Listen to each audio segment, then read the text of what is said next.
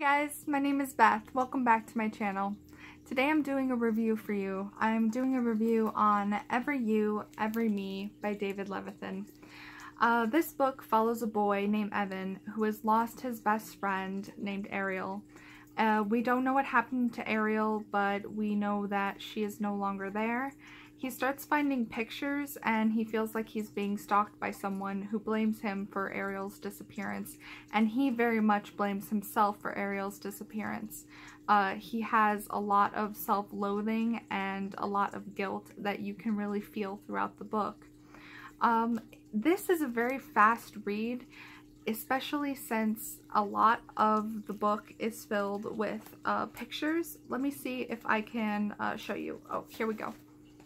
A lot of the book is filled with pictures like that, and there are even pages that have small clumps of text or one-line text or just one-line sentences of text. So it's fast in that regard, but it took me a little while to get into it because I could not jive with the writing style because I felt it was very angsty. And I don't mind a little angst here and there. In fact, that's a very common theme in YA, and I don't mind it so much, but it really came off as melodramatic at first, and maybe even throughout the book, but I think I got used to it. But I looked up the word angst, and I'll give you the definition here.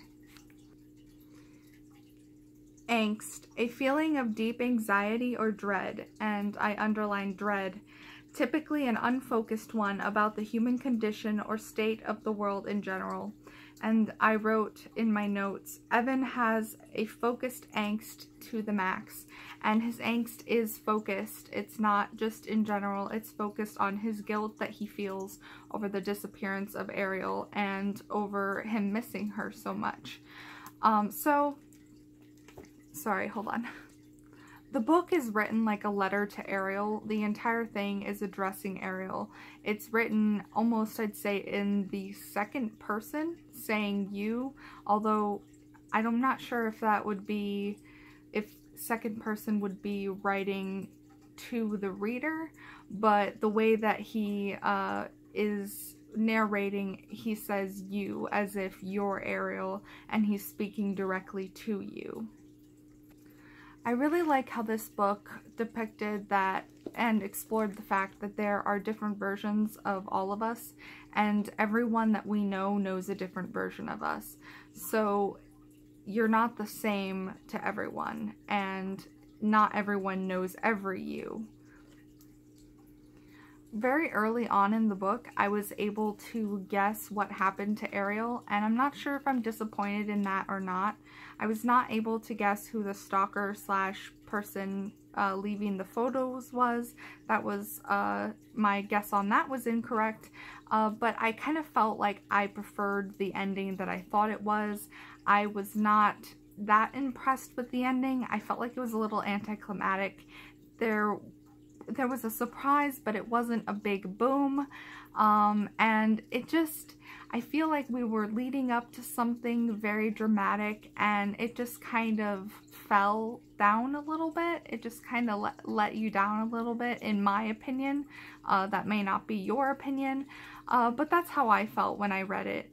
Something that I also really liked, and this may be a spoiler, so it's not a huge spoiler, and you probably won't be spoiled that much, especially since you discover it very early on in the book. But if you don't want to be spoiled at all, I would say to check out right now. Something that I really enjoyed was the mental health theme that is very strong throughout the book. I enjoyed exploring with Evan the mystery that is happening, who's leaving the pictures, and what it has to do with Ariel and what it has to do with her disappearance.